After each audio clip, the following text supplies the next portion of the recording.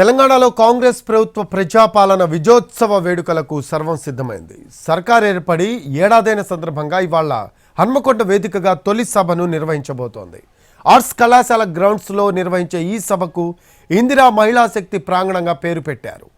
ముఖ్యమంత్రి రేవంత్ రెడ్డి, ఉప ముఖ్యమంత్రి మల్లు భట్టి విక్రమార్క, మంత్రులు, కాంగ్రెస్ నేతలంతా ఈ సభకు హాజరవుతారు. ఎన్నికల హామీల అమలు, రైతు రుణమాఫీ, వరంగల్ అభివృద్ధికి తీసుకున్న చర్యలను సభా వేదికపై వివరించనున్నారు సీఎం రేవంత్ రెడ్డి. మధ్యాహ్నం 2:30కు హెలికాప్టర్లో వరంగల్ చేరుకుంటారు రేవంత్ రెడ్డి.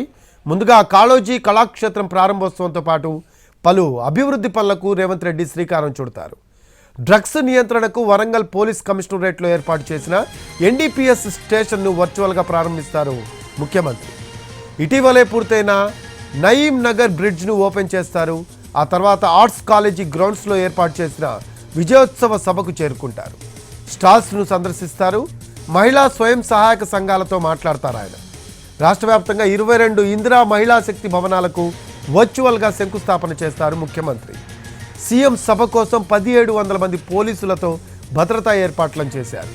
కాజీపేట, హన్మకొండలో ట్రాఫిక్ ఆంక్షలు విధించారు.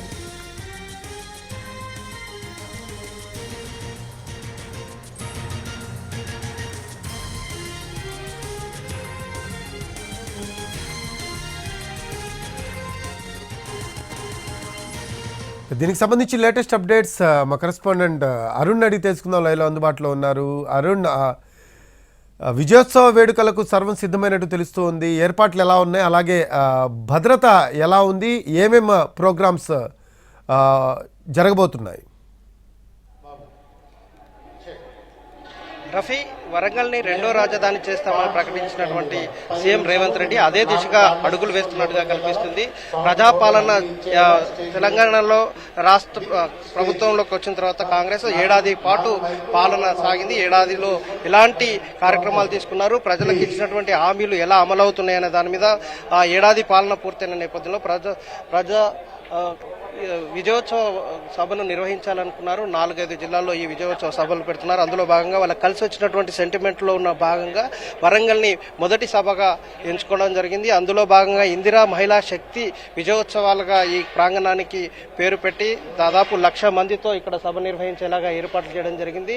వరంగల్లో అభివృద్ధి చేస్తున్నటువంటి నేపథ్యంలో సుమారుగా 4,156 కోట్లకు పైగా నిధులు ఆయన పర్యటన ముందే విడుదల చేసి వరంగల్లో సీఎం అలాగే కాంగ్రెస్ ప్రభుత్వం ఎలాంటి అభివృద్ధికి శ్రీకారం చుట్టబోతున్నారో చెప్పే ప్రయత్నం చేశారు. అందులో భాగంగా ఈరోజు కాళోజీ కళాక్షేత్రం అంటే తెలంగాణ రాష్ట్రంలో అత్యుత్తమంగా నిర్మాణం చేసినటువంటి కాళోజీ కళాక్షేత్రాన్ని ప్రారంభించడం, అలాగే నయీం నగర్ బ్రిడ్జిని ప్రారంభించడం, ఆ తర్వాత ఇక్కడ ఉన్నటువంటి 22 స్టాల్స్ ని మహిళా శక్తికి ఒక్కొక్కరిని కోటీశ్వర్లు చేసేలాగా మహిళా శక్తి ప్రాంగణాలు, భవనాలని నిర్మాణం, వాటికి శంకుస్థాపన ఇక్కడ చేయబోతున్నారు. 22 జిల్లాల్లో నిర్మాణం చేపట్టుతున్నటువంటి మహిళా శక్తి భవనాలకు ఇక్కడే నిర్మాణం చేసేటువంటి పరిస్థితి కనిపిస్తుంది. మొత్తం సీఎం పర్యటన మొత్తం 2:30 గంటలు ఉంటుంది. మధ్యాహ్నం 2:30కి వరంగల్కి హెలికాప్టర్లో వచ్చినటువంటి సీఎం మొదట ఇక్కడ కాళోజీ కళాక్షేత్రం సమీపంలో ఏర్పాటు చేసినటువంటి హెలిప్యాడ్లో దిగుతారు. ఆ తర్వాత కాళోజీ కళాక్షేత్రంకి వెళ్ళి అక్కడ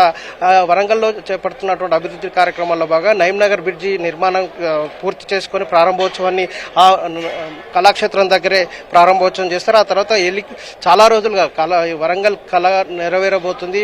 మామ్నూర్ ఎయిర్పోర్ట్ను ప్రారంభించాలనుకుంటున్న నేపథ్యంలో దానికి కావాల్సినటువంటి నిధులు కూడా మంజూరు చేశారు. దానికి సంబంధించినటువంటి శిలాఫలకాన్ని కూడా ప్రారంభోత్సవం చేస్తారు. అక్కడ ఆ తర్వాత సుమారు 95 కోట్లతో నిర్మాణం చేసినటువంటి కళాక్షేత్రాన్ని, కాళోజీ పేరుతో నిర్మాణం చేసిన కళాక్షేత్రాన్ని కూడా ప్రారంభం చేసిన తర్వాత అక్కడ కొద్దిమంది ముఖ్యులతో సమావేశమవుతారు. 40 నిమిషాల పాటు అక్కడ ప్రోగ్రాం ఉంటుంది. ఆ తర్వాత నేరుగా అక్కడ నుంచి మనం ఇక్కడ ఏదైతే ఈ సభ విజయోత్సవ సభ దగ్గరమో ఈ సభా కేంద్రానికి వేదికకు చేరుకుంటారు. ఈ వేదికకు రావడానికి ముందు ఈ లెఫ్ట్ సైడ్ ఏర్పాటు చేసినటువంటి మహిళలు తమ సొంతగా ఏర్పాటు చేసుకొని పూర్తి స్థాయిలో వాళ్ళు ఆర్థికంగా పురోగతి సాధించడం కోసం ఏర్పాటు చేసినటువంటి మహిళా స్టాల్స్ ని దాదాపు 22 స్టాల్స్ నిన్న ప్రారంభం చేశారు. మహిళలు తాము స్వయం ఉపాధి పొందేలాగా ఏర్పాటు చేసినటువంటి వాటిని పరిశీలిస్తారు. అలాగే ఇక్కడ ఏర్పాటు చేసినటువంటి ఫోటో గ్యాలరీని కూడా పరిశీలిస్తారు. ఆ తర్వాత వాళ్ళతో అక్కడ కొంత ముఖ్యమైన మహిళా సమాఖ్యలతో మాట్లాడిన తర్వాత నేరుగా ఈ సభా వేదికకు వస్తారు. ఇక్కడికి వచ్చిన తర్వాత మహిళా సభ విజయోత్సవ సభలో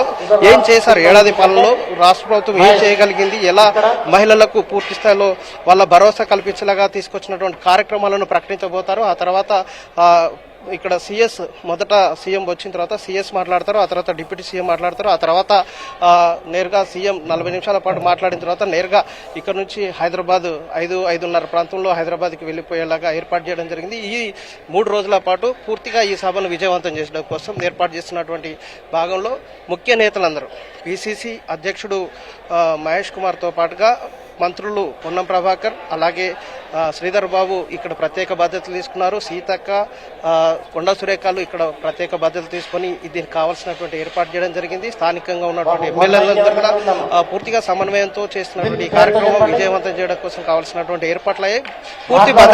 పూర్తి భద్రతా చర్యలు తీసుకోవడం జరిగింది. సీఎం వస్తున్న నేపథ్యంలో సుమారుగా 1700 మంది సిబ్బందితో భద్రతా చర్యలు తీసుకున్నారు. ఇక్కడ ఎలాంటి అవాంఛనీయ సంఘటనలు జరగకుండా సభను విజయవంతం చేసేలాగా అన్ని చర్యలు తీసుకున్నారు. Right, thanks for updates Arun. Right, అది మధ్యాహ్నం 2:30 గంటలకు రేవంత్ రెడ్డి